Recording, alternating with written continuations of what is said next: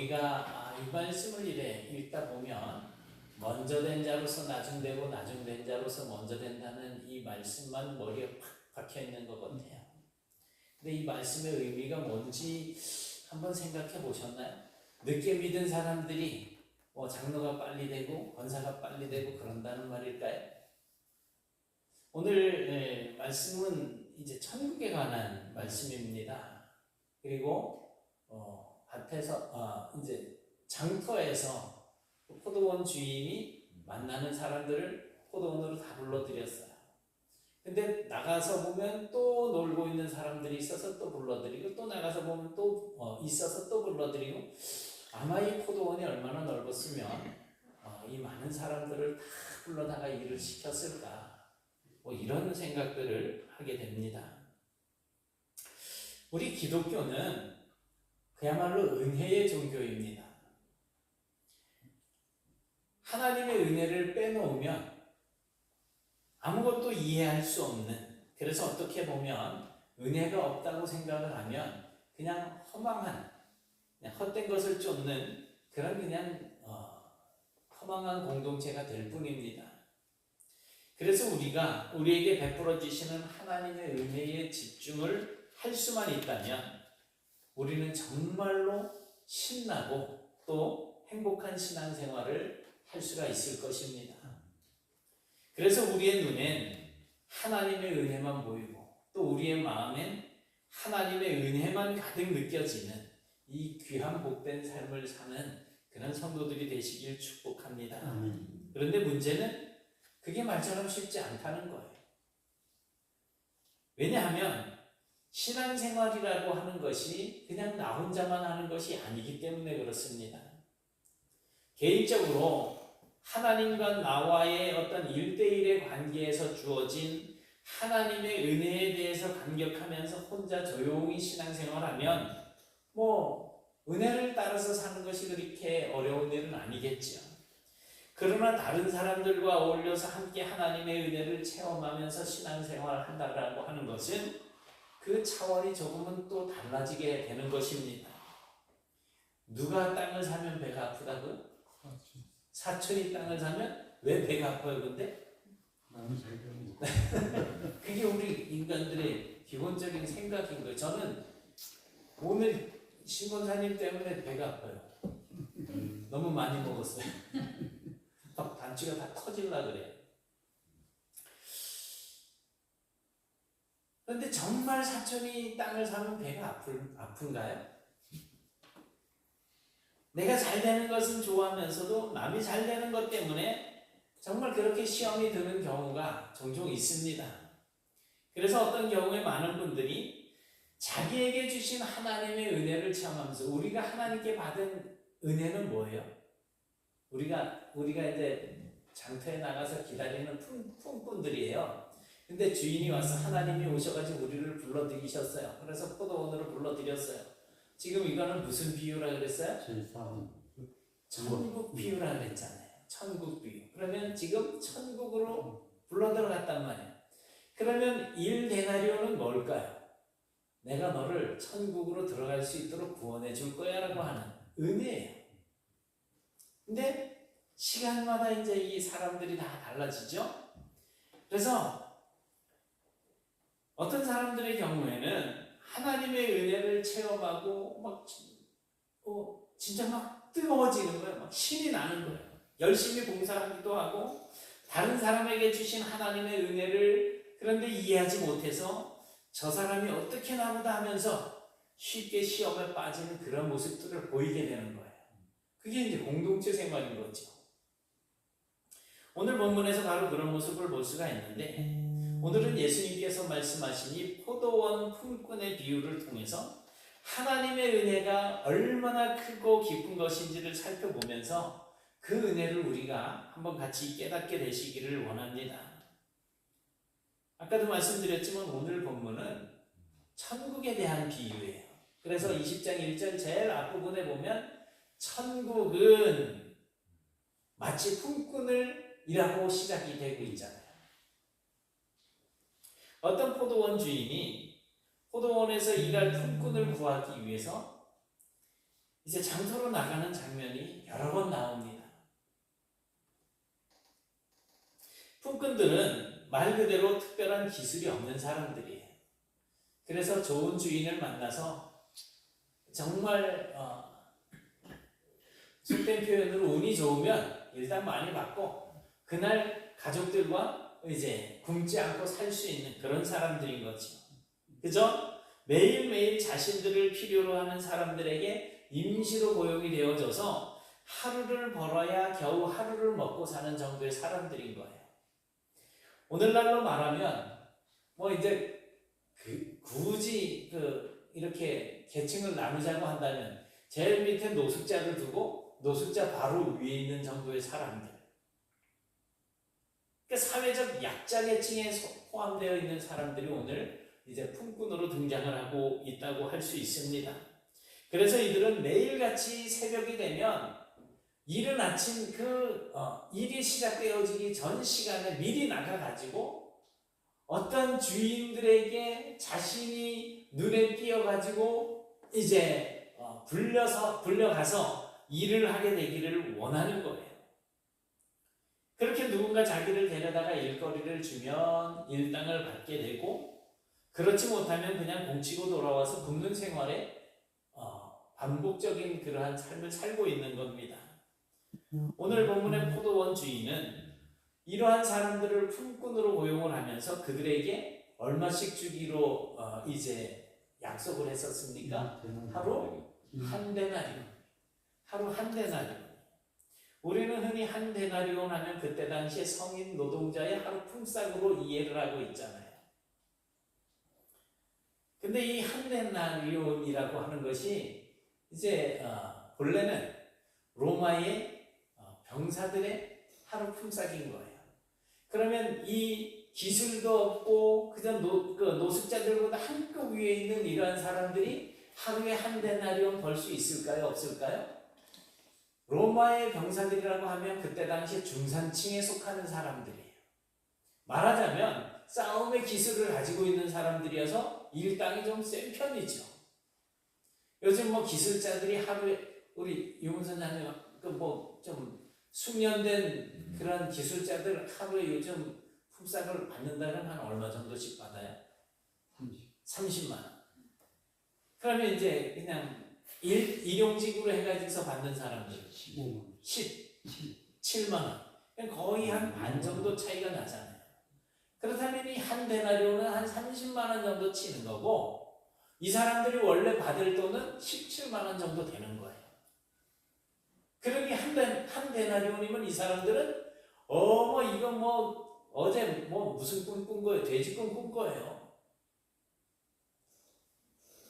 그러니까 이 사람들은 자기의 일당으로 쉽게 벌 수 없는 한 데나리온을 지금 약속을 받았기 때문에 너무 신나서 그냥 포도원에 가가지고 그 새벽부터 그냥 가가지고 끝날 때까지 한 데나리온 때문에 주인의 눈에 들어야 내일 또 와가지고서 일을 할 수 있잖아요. 얼마나 열심히 했겠어요.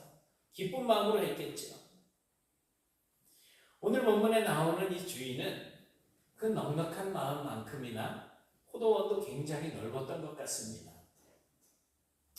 그래서 아침에 나갔던 주인이 또 이렇게 지금 이 성경의 시간을 우리가 바꾸자면 6시에 나갔다, 9시에 나갔다, 12시에 나갔다, 이런 식으로 이제 나가보는 거예요. 당시 이스라엘 일과는 요즘 우리나라도 요즘은 조금 이제 좀 살짝 바뀌기는 했는데 예전에 보면 6시쯤 일을 시작해요. 그래가지고 6시 전에 일을 마치는데 일 많으면 7시도 가고 8시도 가고 저도 현장에서 일을 해봤거든요. 이스라엘은 6시부터 6시까지 해 뜰 때부터 해질 때까지 일을 하는 거예요. 그러니까 이른 아침은 오전 6시경이고 3시는 오전 9시경인 거예요. 그렇게 포도원 주인은 6시에도 가고 9시에도 나가서 일꾼들을 데려오고 심지어는 마지막에 몇 시에 갔어요? 11시라고 그랬잖아요. 10일 쉬면 몇 시냐면 거기다가 6시간을 더하면 돼요. 그러면 3시면 6을 더하면 아침 9시고, 그죠? 그러면 11시에 6을 더하면 17시예요. 그럼 몇 시예요? 지금 우리 시간으로 17시면 5시. 6시까지 일을 한다 그랬으니까 이 사람 가면 1시간 일하고 일 끝나는 거예요. 그 정도로 품꾼들을 데리고 오게 됩니다. 사전에 한번 보세요. 주인을 3시에 고용한 품꾼들에게 얼마의 품삯을 주겠다라고 약속을 했었습니까? 한 데나리온. 그런데 그 이후부터 데리고 오는 사람들에게는 내가 너희에게 한 데나리온을 매일 일당으로 주겠다라고 이야기하지 않고 상당하게 주겠다. 너희가 일한 것에 대한 상당하게 주겠다라고 그렇게 약속만 합니다. 얼마가 되었든지 내가 적당하게 너희들에게 주겠다는 거지. 그런데 품꾼들은 그 주인에게 우리에게 품삯을 얼마나 주시겠습니까? 라고 묻지 않습니다. 그냥 포도원 주인을 따라 들어갑니다. 얼마를 받게 되었든지 그냥 선택받았다라고 하는 것 자체가 너무나 고맙고 감사한 일이기 때문에 따라 들어가서 자기가 맡은 일에 대해서 그 끝날 시간까지 최선을 다해서 일을 할 뿐인 거예요. 만약에 그 포도원 주인이 자기들을 불러주지 않았다고 한다면 하루 종일 장터에 서성거리면서 누군가 불러줄 때까지 기다려야만 되는데, 그나마 불러주는 사람이 없으면 그냥 공치고 집으로 그냥 빈손으로 들어가게 되는 거죠. 그러니 부름을 받아서 일할 기회가 생겼다라고 하는 것이 얼마나 감사할 일입니까? 그들에게 품삯은 중요하지 않았습니다. 그냥 일하게 되었다는 것이 기쁜 거예요.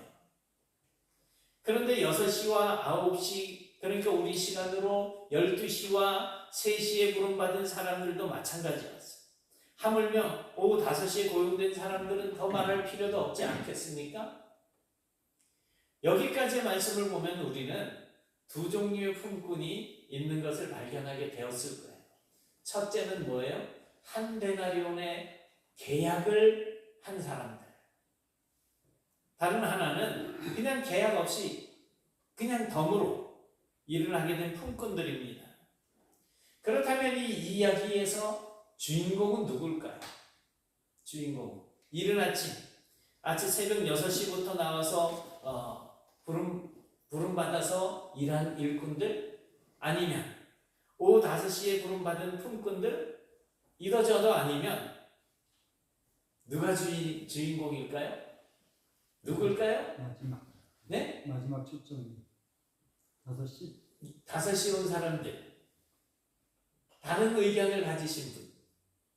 그냥 다 졸리니까 빨리 끝내. 이도 저도 아닙니다. 포도원 주인이 주인공인 거예요. 이 이야기에서 한결같이 강조하고 있는 것은 품꾼이 얼마나 열심히 일했는지, 얼마나 가치 있는 존재들인지가 아니고 포도원 주인이 그들에게 어떻게 너그럽게 대하고 있는지를 볼 수가 있어요. 끝까지 한번 보세요. 이제 일과가 끝나고 품삯을 계산해주는 시간이 되었습니다. 상식적으로는 먼저 와서 일한 사람이 이제 약속된 한 데나리온을 받고 그냥 가면 되는 거예요. 그게 올바른 순서죠. 모두 다 그렇게 기대하고 있었을 겁니다. 그래서 먼저 온 사람은 한 데나리온 딱 받고 나중에 온 사람들 앞에서 어깨 으쓱 나 한 데나리온 받았어 이러면서 갈 수 있는 그런 모습이었을 텐데, 모두 다 그렇게 기대하고 있었을 것인데, 그런데 주인은 제일 나중에 오후 5시에 불러들인 사람들부터 시작해서 거꾸로 올라가면서 삭슬 주게 그렇게 하고 있는 겁니다. 오후 5시에 와서 1시간 일한 사람들은 온 식구가 그저 입에 풀칠할 수 있을 만큼만 받으면 좋겠다라고 생각을 했을 것인데, 손을 내밀어서 주는 이 돈을 받아봤더니 한 데나리온이 손에 딱 쥐어져 있는 거예요. 오후 3시나 정오 또 오전 9시에 온 사람들도 마찬가지였습니다. 꿈에도 생각하지 못했는데 정말 그만큼 받을 만한 자격이 없는 사람들이었는데 그렇게 주어지는 선물, 이걸 성경에서는 뭐라고 이야기하느냐면 은혜라고 이야기하는 겁니다. 문제는 아침 일찍부터 와서 하루 종일 일한 사람들이죠. 그들은 오후 5시에 와서 겨우 1시간 일한 사람들이 한 데나리온 것을 받는 것을 보고 마음속으로 어떤 생각을 가졌어요? 더 받겠다. 이런 생각을 가지게 된 거죠. 물론 아침에 일하기 전에 분명히 한 데나리온을 받기로 계약이 되어 있습니다. 그것은 이미 자기들이 평소에 받았던 어떤 일당들보다 훨씬 더 많은 품삯을 받기로 이미 계약이 이루어져 있는 거예요. 그거 자체가 은혜인 거예요. 그래서 그들은 정말 열심히 신나게 하루 종일 힘든 줄 모르고 일을 했습니다. 그런데 1시간 일한 사람이 한 데나리온을 받는 것을 보니까 12시간을 일한 자기들은 훨씬 더 많은 것을 받을 것이라고 기대를 하게 된 거죠. 이 사람들의 반응은 누가 생각해도 당연한 것처럼 느껴지지 않습니까? 하지만 그들이 기대하는 것과는 다르게 제일 나중에 12시간을 일한 아침 이른 시간부터 일한 이 사람들이 손을 내밀었을 때에 겨우 1시간 일한 사람들과 똑같은 한 데나리온이 그 손에 쥐어진 거죠. 여러분이라면 이럴 때 어떻게 반응하시겠습니까? 어떻게 하시겠어요? 11절, 12절에서 우리는 이 품꾼들의 반응을 볼 수가 있습니다. 그들은 이제 주인을 원망하는 사람들로 바뀌어버렸어요. 하루 종일 얼마나 기쁨에 들뜬 마음을 가지고 신나게 일했겠습니까? 그런데 그 즐거움과 기쁨이 한순간에 분노와 원망으로 바뀌더라는 거죠. 무엇이 그렇게 만들었습니까? 주인하고 약속한 한 데나리온, 그걸 받았는데 주인이 약속을 어긴 게 아니잖아요. 약속을 지켰잖아요. 그렇다면 그건 이유가 아니지. 아니면 주인이 자기들에게만 인색했다라고 생각을 했기 때문일까요? 그것도 아닙니다. 오히려 정반대예요. 이 주인이 이제 1시간 일한 사람한테 한 데나리온 준 것이 못마땅했던 거예요. 문제는 그 주인의 관대함이 자기들만을 위한 것이 아니고 다른 사람들에게도 똑같이 그 은혜가 주어졌다는 데 있다는 것입니다. 물론 더 받을 줄 알았던 기대가 무너진 것에 대한 실망도 있었겠지만 그것보다는 다른 사람들과 똑같은 취급을 받은 것이 싫었던 거예요. 내가 저 사람보다는 좀 더 능력이 있었기 때문에 이른 아침에 불림을 받았는데 어떻게 나보다 못한 사람과 내가 똑같은 대우를 받는 거냐라고 하는 생각이겠죠. 그래서 12절에 보니까 이렇게 말합니다. 나중 온 이 사람들은 종일 수고하며 더위를 견딘 우리와 같게 하였나이다. 이것이 바로 기쁨과 감사를 분노와 원망으로 바꾸게 한 진짜 이유였습니다. 그들이 하루 종일 수고한 우리와 똑같은 취급을 받는 게 난 정말 기분 나쁩니다. 라는 거예요. 그날 아침 6시에 품꾼을 만난 주인은 분명히 한 데나리온을 주기로 약속을 했고 그리고 그 약속을 지켰잖아요. 그러니 품꾼들은 당연히 평소보다 많은 일당을 받는 그 상황에서 아이고 감사합니다. 내일 또 불러주십시오 하는 것이 맞는 거예요. 주인이 자기 돈을 가지고 다른 사람들에게 얼마를 주긴 그거는 자기들이 관여할 일이 아니잖아요. 주인 소관이죠. 겨우 1시간 일한 사람에게 한 데나리온이 아니라 100데나리온을 주든지 아니면 그 주인이 자기 재산의 절반을 떼어주든지 그것은 주인의 마음이지 그거 가지고 자기들이 이러쿵저러쿵 콩나라 대추나라 할 건 아니잖아요. 그리고 그것이 불평이나 원망할 이유가 되지는 않는 거죠. 사실 주인의 그러한 행동은 불공평하다라고 원망할 일이 아니라 이야 오늘 내가 가서 일한 포도원 주인은 정말 대단한 분이야. 나 하루 종일 한 데나리온 준다고 그래가지고 열심히 했는데 나보다 늦게 온 사람들도 나와 같은 한 데나리온씩을 주더라. 야 정말 나 같은 거 그렇게 못할 것 같은데 정말 훌륭하신 분 아니냐? 이렇게 소리 높여서 칭찬해야 될 일 아닙니까? 이 비유에 대한 예수님의 결론이 16절에 나오고 있습니다. 뭘까요? 같이 시작. 이와 같이 나중된 자로서 먼저 되고 먼저 된 자로서 나중되리라. 이 비유는 무슨 비유라 그랬어요? 천국 비유라 그랬잖아요. 천국은 이 세상에서의 능력이나 서열 따위는 더 이상 통하지 않는 곳입니다. 오히려 우리가 가지고 있는 세상적인 기대와는 정반대의 일들이 일어나는 곳이 바로 천국인 거예요. 왜냐하면 하나님의 나라는 오직 하나님의 은혜가 충만한 나라이기 때문입니다. 그래서 이러한 하나님의 은혜를 이해하지 못하면 우리는 진정한 의미의 천국 백성이 될 수가 없는 거예요. 하나님의 은혜는 나에게만 주어지는 것이 아닙니다. 내가 받은 그 은혜는 다른 사람들에게도 똑같이 주어지는 거예요. 내가 만일 먼저 된 자로서 하나님의 은혜를 받았다라고 한다면 다른 사람들은 나중된 자로서 똑같이 하나님의 은혜를 받는 거예요. 은혜. 다른 사람에게 주어지는 하나님의 은혜를 하나님의 은혜로 이해하지 못하는 사람들은 아무리 오랫동안 하나님을 믿으면서 기쁨과 즐거움을 맛보면서 살아왔다고 하더라도 그것이 어느 순간 순식간에 원망과 불평으로 바뀌는 마귀의 시험에 빠질 수도 있다는 사실을 기억하셔야지 됩니다. 여러분, 은혜는 당연한 걸까요? 은혜는 당연한 것이 아닙니다. 정말 많은 성도가 하나님의 은혜를 당연한 것으로 여기는 거기에 함정이 있는 거예요. 나는 이 교회 창립 멤버니까, 나는 저 사람보다 기도도 많이 하고 저 사람보다 봉사도 많이 하고 저 사람보다 헌금도 많이 하니까 최소한 저 사람이 받은 은혜보다 내가 더 많은 은혜를 누려야 되겠는데, 내 곁에 있는 누가 받은 은혜를 시기하게 되고 그것 때문에 원망을 하게 된다면 오늘 이른 새벽부터 나와서 일한 그 품꾼들과 다를 바가 없는 자라고 할 수 있을 겁니다. 때때로 우리들은 오늘 본문에 등장하고 있는 이 이른 아침부터 나와서 일한 품꾼들처럼 내가 이미 받은 것, 또 받을 것을 당연한 것으로 생각하고 그것보다 더 받을 줄로 기대하며 요구하는 우리 자신들의 모습을 발견할 수가 있습니다. 은혜를 당연한 것으로 여기게 되는 순간부터 우리는 더 이상 감사하지 못하게 되고요, 오히려 불평하고 원망하게 된다라고 하는 이 사실을 분명히 깨달으셔야지 됩니다.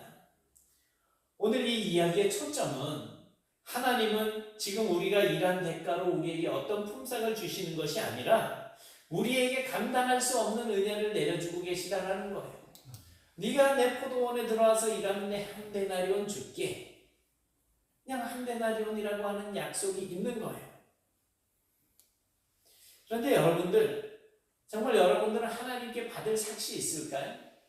오늘 품꾼들에게 약속되어진 그 한 데나리온, 여러분들이 아이고 난 내가 장로도 됐는데, 내가 목사인데, 내가 권사인데, 나는 안수집사인데, 하나님 난 좀 나에게 좀 주실 더 없으신가요? 이렇게 요구할 수 있는 삭시 있습니까?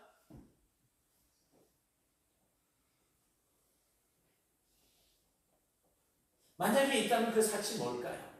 우리가 당당하게 하나님 앞에 요구할 수 있는, 내가 요구할 수 있는 품삯. 로마서 6장 23절에 보니까 같이 보실까요? 시작. 죄의 삭은 사망이요 하나님의 은사는 그리스도 예수 우리 주 안에 있는 영생이니라. 원래 우리가 하나님께 받아야지 될 삭시 뭐라고요? 사망입니다. 그게 우리가 마땅히 받아야 할 삭시였습니다. 그런데 우리가 받을 마땅한 삭시 아니라 하나님께서 우리를 향하신 한없는 사랑으로 주시는 은혜가 있습니다. 그게 뭡니까? 영생. 그리스도 예수 우리 주 안에 있는 영생이라는 거예요. 우리가 예수 그리스도를 믿어 누리게 되는 영생은 하나님의 놀라운 은혜이고 선물입니다. 우리는 이른 아침에 부름을 받은 일꾼들이 아니라 어떻게 보면 우리는 11시, 오후 5시에 부름을 받은 일꾼들 아니겠습니까? 이른 아침에 부름을 받은 사람들은 유대인이라고 한다면 우리는 유대인이 아니잖아요. 이방인이잖아요. 그렇다면 하나님께서 우리를 선택하신 이유가 뭘까요? 하나님께서 우리를 불러주신 이유, 이 네트교회 성도로서의 삶을 살 수 있도록 선택해 주신 이유가 뭘까요? 우리가 가진 재능? 아니면 나의 착한 성품? 아니면 나의 천성이 좋아서 어떤 열심? 아닙니다. 우리는 그저 하나님 앞에서 일이 없어서 빈둥빈둥 그냥 놀고 있었다. 그런 죄인들이었어요.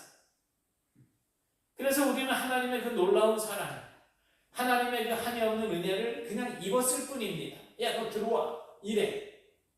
얼마 줄게가 아니에요. 그래서 하나님의 사랑을 더 많이 받기 위해서 우리가 할 수 있는 일은 아무것도 없습니다. 내가 열심히 일해서 하나님의 사랑을 더 많이 받아봐야지. 다만 우리가 할 일이 있다면 그 크신 은혜를 베풀어 주신 하나님께 그저 감사하고 하나님의 선하심을 그냥 칭찬하면 되는 거예요. 칭송하면 되는 거예요. 이른 아침이든 오후 5시든 그건 중요한 것이 아닙니다. 우리가 주님을 만났다는 것과 그 은혜를 받았다는 것이 중요한 거예요. 하나님의 은혜 앞에서는 누구나 다 똑같습니다. 마지막 날 하나님의 심판대 앞에 설 때 다른 사람들보다 더 많이 축복을 받을 만큼 더 가치 있는 사람은 이 세상에 아무도 없습니다. 하나님 보실 때는 똑같은 죄인들이에요. 그렇잖아요. 그런데 왜 불평합니까? 한 데나리온의 품삯이 아니라 먼저 온 자기들과 늦게 온 다른 품꾼들과 뭘 하고 있어요 지금? 비교를 하고 있는 거예요. 비교하면서부터 불평이 시작이 되어지는 겁니다. 없이 사는 처지에 늦게 온 자들도 많이 받으면 함께 좋아해 주는 것이 옳잖아요. 그것이 천국입니다. 저 사람은 품행이 좋지 않은데 저 사람은 성질도 좋지 않은데 이런 생각은 나와 그 사람을 비교하기 때문에 나오는 생각들인 거예요. 결국 비교에서부터 하나님의 나라를 파괴하는 일이 시작이 되는 겁니다. 비교하다가 탐심이 생기게 되고 비교하다가 불평이 생기게 되고 그러다 보니까 누군가를 비난하게 되는 거예요. 여러분, 하나님의 은혜 앞에서 우리는 다 똑같습니다. 모두 갖게 해주시는 것이 은혜인 거예요. 오늘 이 자리에서 여러분들 정말 예배하는 여러분들 모습들을 한번 생각해 보세요. 여러분들이 이 자리에 나올 때 내가 스스로 결정해서 나오신 것 같습니까? 아닙니다. 하나님께서 여러분들을 불러주신 결과입니다. 오늘 와, 들어와. 은혜인 거예요. 이 은혜는 늘 새로운 시작을 가져오게 됩니다. 이런 은혜를 고백하는 사람은 새로운 시작을 하게 될 것입니다. 죄에서 벗어나서 은혜 안에서 살게 된 기독교의 신앙생활은 언제나 새로운 시작의 연속입니다. 은혜 안에서는 먼저 된 자도 없고 나중 된 자도 없어요. 똑같아요. 은혜 안에서는 더 이상 점수를 매기지 않습니다. 하나님의 은혜 안에는 내가 너보다 더 나을 것도 없고 네가 나보다 더 나쁠 것도 없습니다. 그저 하나님의 은혜로만 둘러싸여져 있는 겁니다. 오늘 16절의 말씀을 어떻게 생각하고 계십니까? 이 말씀의 의미는 하나님 나라에서는 먼저 된 자, 나중 된 자를 구분하지 않는다는 것입니다. 하나님의 나라에서는 아침마다 새롭고 날마다 새로운 시작이 있을 뿐입니다. 매일매일 하나님의 은혜를 새롭게 체험하는 그런 사람들에게는 그저 매일매일이 새로운 시작인 것입니다. 거기에는 누가 먼저 믿었느냐, 누가 나중에 믿었느냐 하는 그런 구분이 필요 없게 되는 거예요. 비교할 이유도 없고, 그러니 천국에서는 경쟁할 필요도 없습니다. 왜냐하면 아무도 그 은혜를 받을 만한 자격이 없지만 그 은혜를 받았기 때문인 겁니다. 그 은혜로 시작해서 은혜로 끝나는 거예요. 그럼에도 불구하고 천국에 가게 된 것, 이게 하나님의 은혜잖아. 여러분 곁에 계신 분이 누구시더라도 생각이 다르고 생활 수준이 다르고 또 심지어 믿음의 크기가 다른 사람이라고 할지라도 그들과 더불어서 하나님의 은혜를 맛보는 삶을 살아가십시오. 그것이 바로 천국의 모습인 것입니다. 여러분들은 어쩌면 다른 사람보다 더 많은 수고를 하고 더 하나님을 더 열심히 섬겨왔을 수도 있습니다. 그러나 어떤 일이 있더라도 결코 하나님께서 여러분들에게 베풀어 주시는 은혜는 절대로 잊지 마십시오. 그리고 내가 받은 그 은혜는 오후 5시에 겨우 턱걸이로 포도원에 들어오게 된 품꾼이 받은 그 은혜라고 생각하십시오. 나보다 더 큰 은혜 받은 사람 있으면 나와보라 그래. 얼마든지 외쳐도 좋습니다. 그러면 우리의 마음이 달라지는 거예요. 우리의 입에서 찬송과 감사가 자연스럽게 흘러나오게 될 것이고 매일매일의 삶이 하나님의 은혜 안에서 새롭게 시작되는 기쁨이 있을 것입니다. 나를 향한 그 하나님의 은혜와 더불어서 다른 사람들을 향한 하나님의 은혜가 있음을 기억하시고 우리 모두 함께 힘을 모아서 은혜가 풍성한 우리 이 네트워크교회를 천국으로 만들어가는 그런 성도들이 되실 수 있기를 주님의 이름으로 축원합니다. 아멘. 사랑의 하나님 감사합니다. 정말 포도원 주인이 이른 아침에 나가서 품꾼들을 부르고 그들에게 한 데나리온을 약속했고 또 그 이후부터 나갈 때마다 있는 사람들을 불러다가 그저 상응하는 그런 품삯을 줄 것이다라고만 말씀을 하는 모습을 보면서 저희들이 정말로 하나님 앞에 아무리 더 큰 은혜를 구한다고 할지라도 정말 저희들이 하나님 앞에 요구할 수 있는 것 아무것도 없는 줄 믿습니다. 그러나 저희들을 사랑하여 주시고 구원하여 주신 그 하나님의 은혜를 기억하면서 이제는 내 옆에 있는 다른 지체들과 나를 비교하면서 저 사람들을 무시하고 비난하고 정말 모욕적인 언사들을 내뱉는 그런 모습들을 버리게 하시고 이제는 하나님 은혜 가운데 내가 받은 은혜와 또 내가 받은 사랑으로 다른 사람들을 대하며 하나님의 높으심, 하나님의 그 자비로우심, 하나님의 그 사랑을 찬양하며 영광을 돌리며 살아가는 저희들이 될 수 있도록 인도해 주셔서 정말로 이제 우리 네트워크교회가 하나님께서 다스리시는 천국, 하나님의 은혜가 풍성한 천국이 되어질 수 있도록 저희들을 온전하게 세워주시옵소서. 그런 저희들을 통하여서 온 세상이 하나님 은혜 가운데 돌아오는 그날이 속히 올 수 있도록 도와주시옵소서. 예수님 이름으로 기도드리옵나이다. 아멘.